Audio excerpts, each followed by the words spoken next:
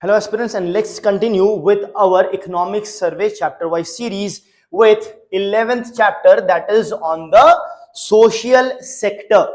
Now, social sector, of course, talking about health, education, social sector services or social sector schemes, old age scheme, etc., etc.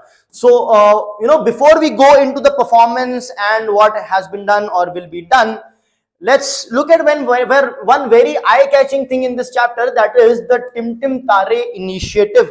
Very important, because whenever we talk about education, we are talking about the academic education, the primary, secondary, higher secondary, college, post-graduation, PhDs, STEM education, science, technology, etc. But what about life skills? So this Tim Tim Tare initiative specifically talks about life skill to the adolescent students across India. So life skills, which is very important. Take for example communication skills, soft skills, business acumen, entrepreneurial skills, you being able to file your own income tax returns, speaking, communication skills, etc. So becoming an engineer or doctor, you get those technical skills, but what happens to this soft skills or life skills rather, the life skills. So this Tim Tim Tare initiative focuses on the life skills like communication, emotional intelligence. How important is emotional intelligence? When you are dealing with a setback, you should not be carried away and take wrong steps or get depressed. So now you cannot control at times depression. Depression is also a disease. It has so many reasons to it. It can have your biological makeup also as one of the reasons for it, the hormones, so on and so forth. But at the same time, these kind of steps which will at least equip us to deal with things in a better way. So remember, Tim Tim Tare is about focusing on the social skills, life skills to face life challenges confidently and clearly. Means it does not mean that we will not have challenges. It just means that we will be well equipped to face that. Now let's dig deep into the trends and the achievements of the previous years and decades. So let us look at the trend in the social sector expenditure. So social sector expenditure has seen a growth, but there have been ups and downs. So if you can see, in it was 24.4 in lakh crore, right? I think, in percentage. So now if you look at it, the total expenditure in lakh crore is denoted by the yellow histogram, that is 42.7. Now the expenditure on social services, so this is the total expenditure, this is on social services. On social services it is 10.4. So out of 42.7, 10.4. Here out of 98 it is 25.6. So here it was 24.4%, which has increased to 26.2%. However, if you look at it, there has been a downfall and then a rise and then sort of stability. Of course, the downfall can be seen during the COVID period. You will argue that during the COVID period, even more things should have been provided, but at the same time, you have a lower reserve pool to provide it for, because the GDP and everything has gone down. So we need to take it with a pinch of salt. Now, expenditure on education. Now, if you look at expenditure on education and health, plus you also have education, Ministry of Education's estimate. I'll explain what that is all about. First, look at health. So if you look at health, from 2.1 it has increased to 6.1 over the last 8 years, which is quite a good increase. When you look at education from 4.3 to 9.2, it is also an increase in the education field as well. Now, important thing is, what is this Ministry of Education's estimate? Ministry of Education estimate for education is higher than the education estimate given by the Statistics Organization of India. Why? Because if it is 4.3 here, it is 6.5. If it is 6.4 here, it is 9.7, quite high. Why is it high? Because Ministry of Education, remember, especially for your prelims, it takes into account the education with respect to research and development education as well, and various other education which is not taken into account over here. This only takes into account the academic education in schools, colleges, universities, etc. But research and development and other organizational, business, private firm related education is also taken into account in the Ministry of Education's estimate. That is why the numbers are higher. I hope that is clear. Moving ahead, consumption, rural versus urban. So we have always talked about the rural urban divide, which is present with respect to consumption, expenditure, internet penetration, usage of internet, etc. Now in this graph we can see that there is a convergence of rural and urban expenditure or consumption.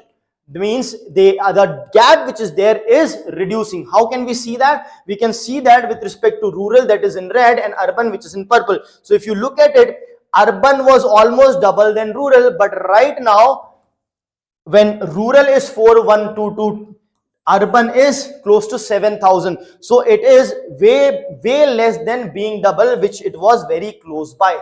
So the difference as a percentage of rural monthly per capita expenditure, we can see earlier it was 84, now it has gone down to 69%, very close to 100%, far away from 100%, but still more than 50%. Okay, now health policy. The government talks about 5 key pillars of health policy. In health, we have always discussed about the curative measures, providing insurance, etc. But very important thing about health is preventive measure. So preventive measure will be included over here. The 5 pillar, first pillar is the preventive health care. You prevent it from happening so that it does not happen at all. So your curative budget or requirement of money and services goes down. Then you have early detection of ailments. Early detection of ailments by regular checkups, for example, free and low cost treatment medicines, especially through your generic medicines as well. Then availability of doctors in rural areas. The thing with India is we have very less number of doctors per lakh of population, especially in the rural sector. And then expansion technology in health. Technology, in fact, robots are basically doing in operations as well with more precision. So this and much more, in fact, utilization of technology. Now total health expenditure, if you look at the total health expenditure per capita at constant prices, has consistently, except for I think a couple of years, it has consistently gone up. If you look at the health expenditure as percentage of GDP, as percentage of GDP, here it was down, but again it has gone up. However, if you compare it with 2013-14, it is at a lower number. There can be one possibility that there is an increase in efficiency, but we need to sort of not give more weightage to that, because still there are a lot of people who still need the health facilities which are not present. So this needs to further improve. If you break down the health expenditure, you will realize one important thing.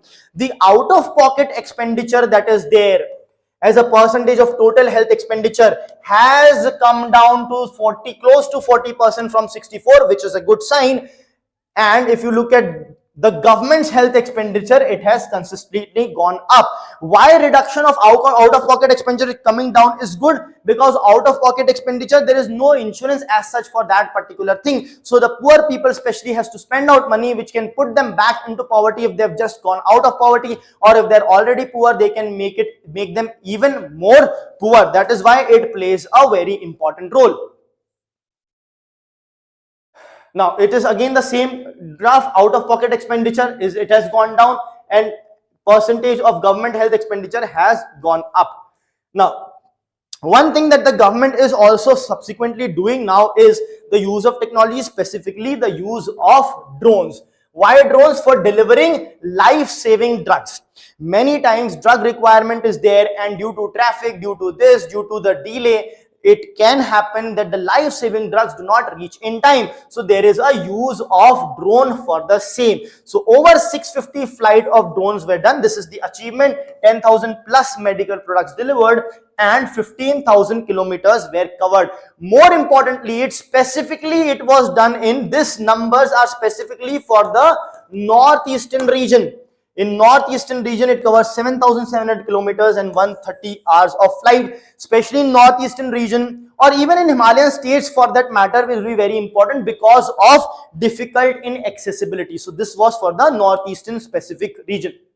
Now further, if you look at the performance of Pradhan Mantri Jan Arogya Yojana under Ayushman Bharat. So 30,000 hospitals empaneled. Empaneled means 30,000 hospitals were added through which your Jan Arogya Yojana card or the Ayushman Bharat card would directly work, including 13,000 plus private facilities, 49% of card holders are women, and 48% of the patients who were admitted to the hospital, the card was utilized by women. So these were the women beneficiaries.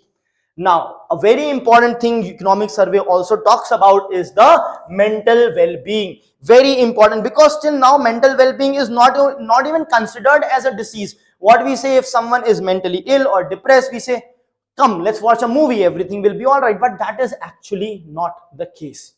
It is a disease, it is a sickness like any other sickness, so it also has to be dealt with professionally. So it talks about creating awareness, it talks about calculating your mental well-being based on these 6 parameters over a portal. It calculates your life impact on MHQ scale. So if it is minus 100 to 50, you are distressed.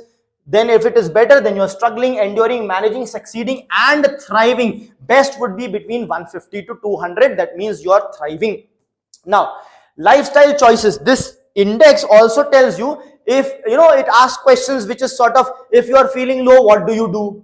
Do you listen to music? Do you go to social media? What do you do? Based on that also it analyzes what your thought process is. So if you look at it, ultra processed food consumption.